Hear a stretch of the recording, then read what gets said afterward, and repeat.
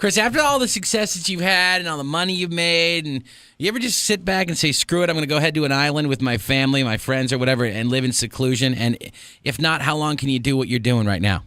I'm not really built that way. Yeah. I think one of the things that I learned, one of the best lessons I learned in my life was that to me, this is going to an island. This is the best thing that I can imagine to be doing, and my wife and my children are a part of it, and we have a great life.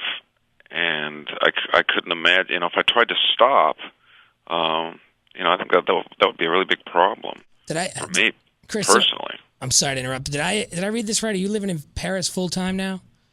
When I can, yeah. Like, actually, we're very much missing that right now because we haven't been there in a while.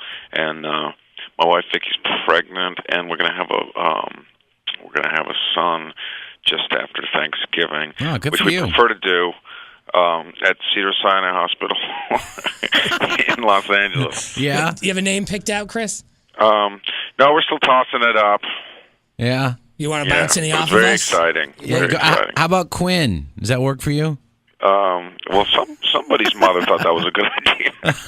Exactly. Quinn's not bad. Actually, Timmy C's son's named Quentin. That's close. There you go. Very cool. How are the guys from Soundgarden and Eddie Vedder also? Do you talk to him at all? Yeah, I actually probably talk to Eddie more than anybody. Yeah? How's he doing, and what's he up to? He's doing great. And, they just toured a little bit, and I think they have a record coming out, and then they're going to go to South America for a long tour. And but what do you guys for a long tour for that? What do you guys talk about, though? What do you and Eddie talk about? I mean, aside from business, we talk about our kids right now. That's cool. That's what he has a daughter that's about 3.5 months older than my daughter, and so we talk about that. It's Chris Cornell. And it's like any two dads talking about their kids. Hey, what's one of your top 5 moments? And this is not one of those dumb DJ questions, because I don't want you to say, "Oh, it was when I sang with this." Or, I don't. Maybe it is, but since having your success in music, one of your top 5 moments as a career musician. Well, probably number 1 was when Johnny Cash did my song "Rusty Cage." Oh man, that must have been great. Is I don't know why. I think it might have something to do with the fact that my brother brought home Live at San Quentin when I was about 9, and we listened to it over and over and over. And maybe it was because I was so young. But it was the craziest thing, and I always was such a big fan of his, and he always stood out.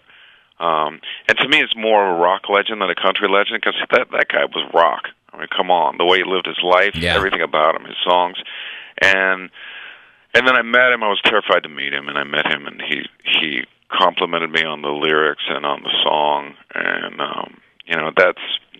that's pretty much, in terms of my career as a musician, pretty much the greatest moment. How much time did you actually get to spend with him? Did you get to sit down and talk to him? I was at a show he did, and I talked to him, and then I talked to his wife for a second.